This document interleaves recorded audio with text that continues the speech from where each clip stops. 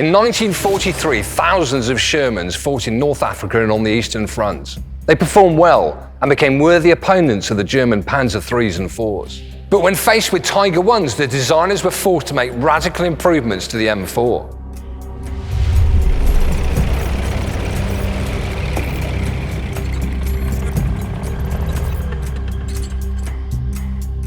The frontal armour of the Tiger I is 100mm thick. Now, to penetrate this at a distance of 1,000 metres, you need an extremely powerful gun. And the British had just such a gun, and this is the 17-pounder. But it was not easy to install such a big gun on the tank. Because of its size and weight, the gun would simply not fit on any British tanks at that time. At first, British designers wanted to make a new tank, but the development of a new vehicle was a lengthy process. Then they decided it was better to modernise the British Cromwell, and so was born Project Challenger. However, due to various technical problems, the serial production of the Challenger began only in 1943, and the British tank industry could not produce sufficient amounts of Challengers quickly enough. Meanwhile, the army could not wait. The Allies were preparing to land in Normandy, and they needed a tank to face the German heavy tanks, and they needed it now. By 1943, there were already a lot of Shermans in the British Army. They were well established and reliable. Naturally, the British wanted to install the best British anti-tank gun into this American tank.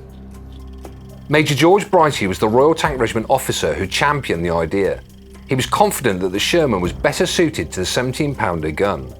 But to install it, it was necessary to solve the main problem: how to fit such a gun with the very long recoil into the small turret of the Sherman. At first, Brighty proposed to solve the recoil problem in an original way, by locking the gun in place and to force the entire tank to absorb the recoil. These tests were generally successful, but it became clear that the system would quickly lead to a breakdown of the turret mechanisms. It was at this stage that Lieutenant Colonel Witheridge joined him. George Witheridge, until that year, had been in the United States as a military consultant and had become thoroughly acquainted with the capabilities of the American tanks. Thanks to the support of Witheridge, the project of installing the 17-pounder on the Sherman was taken on by professional designers. This project was assigned to an engineer of the Vickers Company, W.G.K. Kilbourne. The main problem was the size of the gun, but in particular the recoil of the gun. The recoil of the 17-pounder was a massive 1 metre. Kilbourne decided not to modify the recoil system, but to completely redesign it. The recoil cylinders were shortened and were placed on both sides of the gun to take advantage of the width of the Sherman's turret rather than be hindered by its height. The shells for the 17-pounder were heavier and larger than the shells of the standard 75mm gun. And here is one of the rounds for the 17-pounder, and you can see what a size it is. It must have been an absolute nightmare to manhandle it around this very small turret and then load it into the breech. The next problem was the gun cradle being too large. Kilbourne shortened it, but to keep the gun firmly in the turret, he developed a new mantlet and a new gun barrel.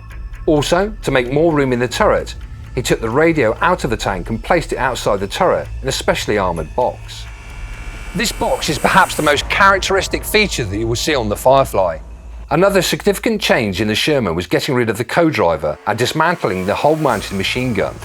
The Firefly crew, compared with Sherman, decreased from 5 to 4 people, and the vacant place was occupied by ammunition, 77 rounds in total. Thanks to the engineering finds of Kilbourne, the British were able to install one of the most powerful tank guns during the war into the small Sherman turret. This gun had a higher armour penetration than the guns of the Tiger and the Panther. The Firefly's gun could penetrate 163mm of armour at a distance of 500 metres, and 150mm at a distance of 1,000 metres, with a standard armoured-piercing projectile. This was enough to penetrate both the Tiger and the Panther in the front armour at decent distances. The penetration of the APDS, the armoured-piercing discarding sabot, was even higher, 256mm at a distance of 500 metres, and 233mm at 1,000 metres. In theory, almost any German tank of that period could have been penetrated with these shells. But in practice, these shells were not accurate because of their shape. Therefore, the crews used them infrequently. But the 17-pounder gun had its problems. Its powerful shot raised a cloud of dust and dirt, obscuring the gunner's vision. He could therefore only adjust fire with the help of the commander. The second problem was the very bright muzzle flash, which meant that unless the gunner and the commander momentarily closed their eyes prior to firing, they would actually be blinded and therefore couldn't even see the fall of shot. Secondly, a bright muzzle flash gave away the tank's position. Despite these drawbacks, Firefly became one of the best tanks of the Second World War and played a significant role in the liberation of Europe. The first Fireflies were ready for the landings in Normandy, and perhaps this fact ensured the success of the Allied operation. Since initial intelligence underestimated the number of Tigers and Panthers in Normandy, without Firefly it would have been difficult for the original Shermans to fight the German tanks. Their 75mm gun was effective only when the Sherman engaged in the side, and at a distance of less than 500 meters. To strengthen the tank troops and give them the opportunity to fight the German tanks, the British supplied each tank platoon with 2 Fireflies. German crews quickly realized the great danger of these new Shermans with the long barrels, and Firefly became the prime target of German tanks and anti-tank guns. Firefly's armor did not change much compared to the original Sherman, so it was very vulnerable. Therefore, in order to carry less losses, the crews of the Firefly came up with many ingenious ways to hide the long gun. They painted the outer half of the gun a lighter color and fitted a false muzzle brake around the gun at the point where it changed color.